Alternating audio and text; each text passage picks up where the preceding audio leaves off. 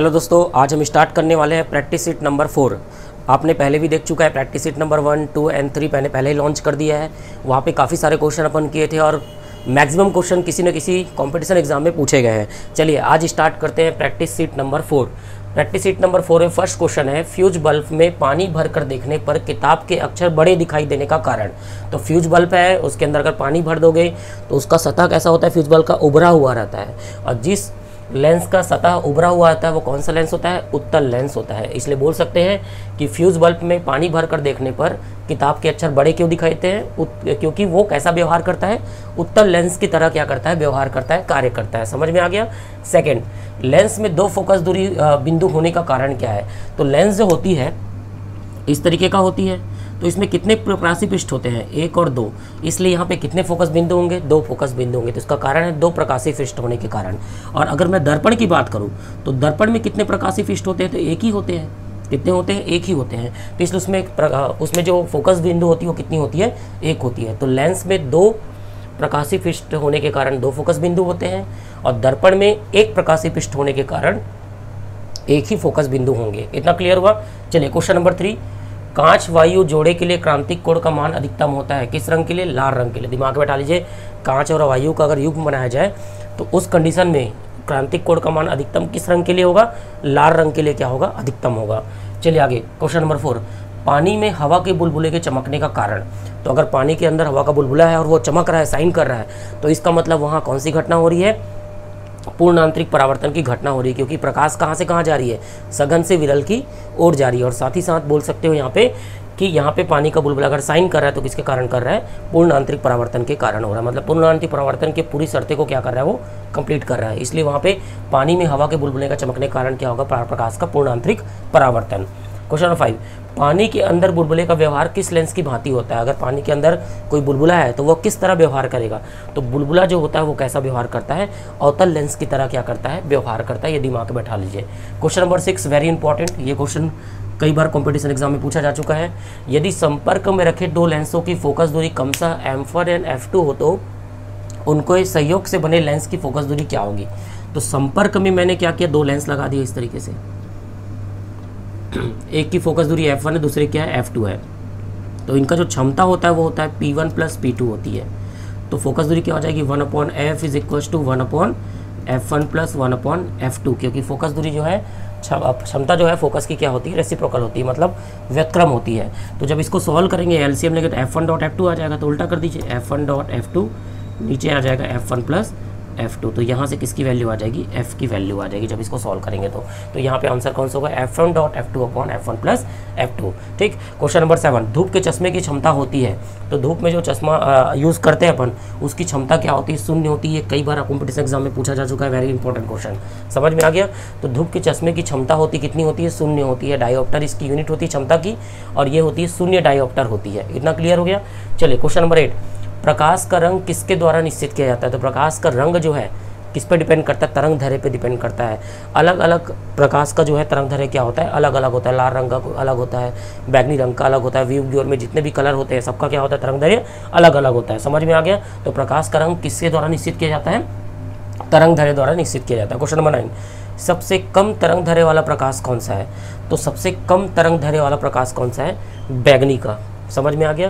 तो बैगनी रंग का तरंग दैर्ध्य सबसे क्या होता है, कम होता है। और सबसे ज़्यादा अगर इसी में बात करूँ मैं, सबसे ज़्यादा तरंग दैर्ध्य वाला तो कौन सा होता है, लाल रंग होता है। कौन सा, लाल।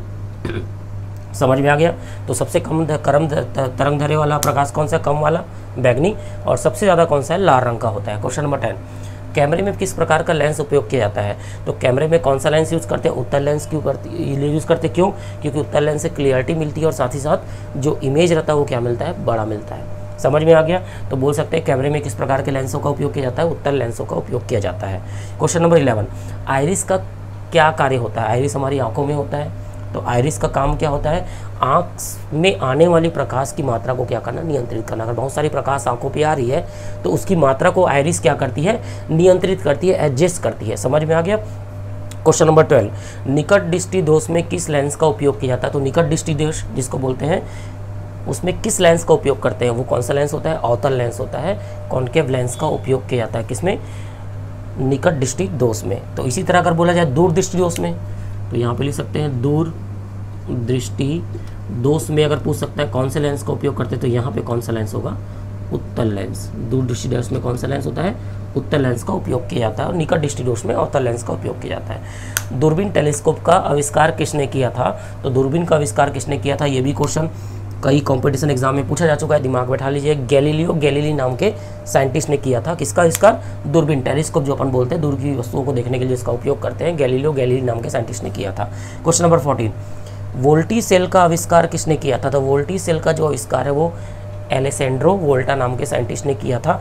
ये भी वेरी इंपॉर्टेंट टॉपिक है, मतलब क्वेश्चन है, ये भी पूछा जा चुका है। तो वोल्टी सेल का आविष्कार किस साइंटिस्ट ने किया था, तो एलेसेंड्रो वोल्टा नाम के साइंटिस्ट ने किया था। यहाँ पे आप इसको याद कर सकते हो, वोल्टी और यहाँ पे क्या है, वोल्टा, समझ में आ गया। तो एलेसेंड्रो वोल्टा नाम के साइंटिस्ट ने इसका आविष्कार किया था। क्वेश्चन नंबर 15, सर्वाधिक विद्युत चालक वाला तत्व कौन सा है, जिसमें चालकता सबसे ज़्यादा होती है, कौन सी, चांदी, सिल्वर। सिल्वर जो होता है वो सर्वाधिक विद्युत चालकता वाला तत्व होता है। इतना क्लियर हुआ। तो ये बहुत अच्छे क्वेश्चन है, इसको दिमाग में बैठा लीजिए। ऐसे क्वेश्चंस आप प्रैक्टिस भी करिए और इस टाइप के क्वेश्चन आपके कंपटीशन एग्जाम में पूछे जा सकते हैं। डेफिनेटली यहाँ से क्वेश्चन आएंगे ही, मान के चलिए आप, इसलिए तैयारी रखिए। चलिए आगे नेक्स्ट क्वेश्चन देखते हैं। नेक्स्ट क्वेश्चन क्या बोलता है, क्वेश्चन नंबर 16, फ्यूज तार किसका बना होता है, तो फ्यूज तार किसका बना होता है, मिश्र धातु का बना होता है। और मिश्र धातु में कौन सा मटेरियल यूज़ होता है, टीन और शीशे का। तो किसकी मिश्र धातु होती है फ्यूज तार, टीन और शीशे की मिश्र धातु होती है, दिमाग में बैठा लीजिए, ठीक है। ये अक्सर क्वेश्चन कॉम्पिटिटिव एग्जाम में पूछा जा चुका है। फ्यूज तार किसका बना होता है, तो किसका बना होता है, मिश्र धातु का बना होता है। और कौन कौन से मिश्र धातु इसमें होते हैं, तो टीन और शीशे का मिश्र धातु होता है। इतना क्लियर हुआ। चलिए आगे क्वेश्चन नंबर 17, बिजली के बल्ब का फिलामेंट किसका बना होता है, तो बिजली के बल्ब में जो चमकता है वो फिलामेंट किसका होता है, कौन से मटेरियल का होता है, टंगस्टन का बना होता है। किसका बना होता है, टंगस्टन का बना होता है, ये दिमाग में बैठा लीजिए।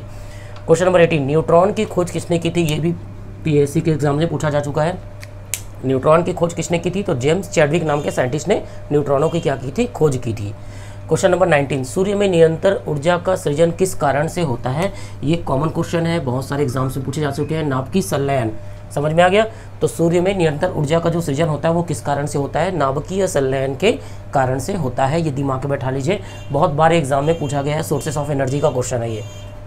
क्वेश्चन नंबर 20, सूर्य के किरणों की तीव्रता मापने वाला उपकरण, तो सूर्य की जो तीव्रता होती है, किरण जो होती है उसको, उसकी तीव्रता को जो मापते हैं उसके लिए कौन से उपकरण का उपयोग किया जाता है, एक्टिनोमीटर के उपकरण का उपयोग किया जाता है। तो एक्टिनोमीटर एक ऐसा उपकरण होता है जो सूर्य की किरणों की तीव्रता क्या करती है, मापती है, दिमाग में बैठा लीजिए। ये भी कई सारे प्रतियोगी परीक्षाओं में पूछे जा चुके हैं।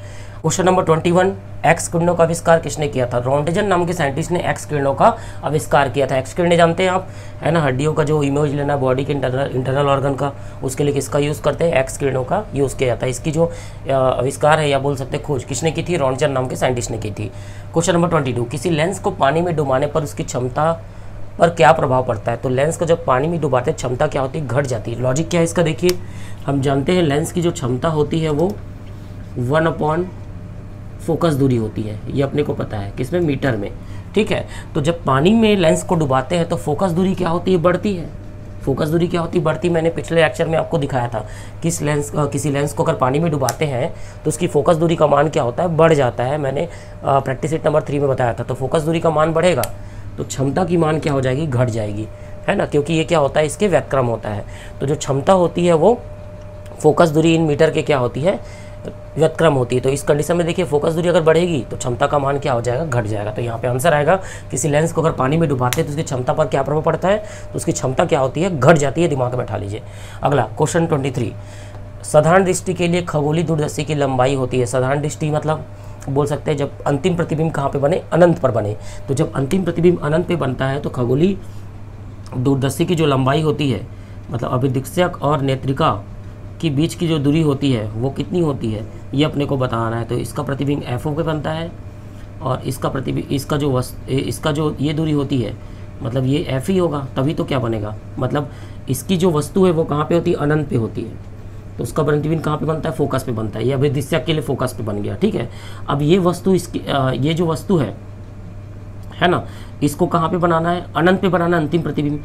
तो ये अनंत पे प्रतिबिंब कब बनाएगा, जब इसकी वस्तु कहाँ पे होगी, फोकस पे होगी, इसलिए यहाँ पे हो जाएगा दोनों के बीच की दूरी कितनी होगी, FO प्लस FE। समझ में आ गया। तो साधारण दृष्टि के लिए खगोलीय दूरदर्शी की लंबाई होती है, मतलब इन दोनों लेंसों के बीच की दूरी कितनी होती है, FO प्लस FE होती है। ये मैंने आपको दूरदर्शी वाले लेक्चर में बहुत अच्छे से पढ़ा दिया, वहाँ पे जाके आप वीडियो देख सकते हैं। तो ये हो जाएगी FO प्लस FE हो जाएगी, ठीक है, साधारण दृष्टि के लिए। और अगर बोले स्पष्ट दृष्टि की न्यूनतम दूरी के लिए कितनी होगी, तो FO प्लस UE होगी। क्या होगी, FO प्लस UE का मैग्नीट्यूड यूज़ करेंगे, याद कर लीजिए, FO प्लस UE। और अंतिम प्रतिबिंब कहाँ पे, साधारण दृष्टि के लिए अगर बोलते हैं अनंत पे बनता है, तो उस कंडीशन में अनंत पे कब बनेगा, जब वस्तु कहाँ पे होगी, अंतिम प्रतिबिंब अनंत पे कब बनेगा, जब वस्तु कहाँ पे होगी, फोकस पे। इसलिए FO प्लस क्या हो जाएगी, FE हो जाएगी। क्लियर हुआ। आगे क्वेश्चन नंबर 24, खगोलीय दूरदर्शी में अभिदिश्यक और नेत्रिका लेंस की फोकस दूरियों में संबंध होता है। तो खगोलीय दूरदर्शी में अभिदिश्यक की जो फोकस दूरी होती है वो नेत्रिका लेंस से क्या होती है, ज़्यादा होती है। दिमाग के बैठा लीजिए, किसके लिए, खगोलीय दूरदर्शी के लिए। तो यहाँ पे FO इज ग्रेटर देन क्या हो जाएगा, FE हो जाएगा, ठीक है। चलिए आगे क्वेश्चन नंबर 25 लास्ट क्वेश्चन है। जब अंतिम प्रतिबिंब अनंत पर बने तो खगोलीय दूरदर्शी की क्षमता होती है। तो ये मैंने आपको बहुत अच्छे से बता दिया है कि यहाँ पे कैसा होता है।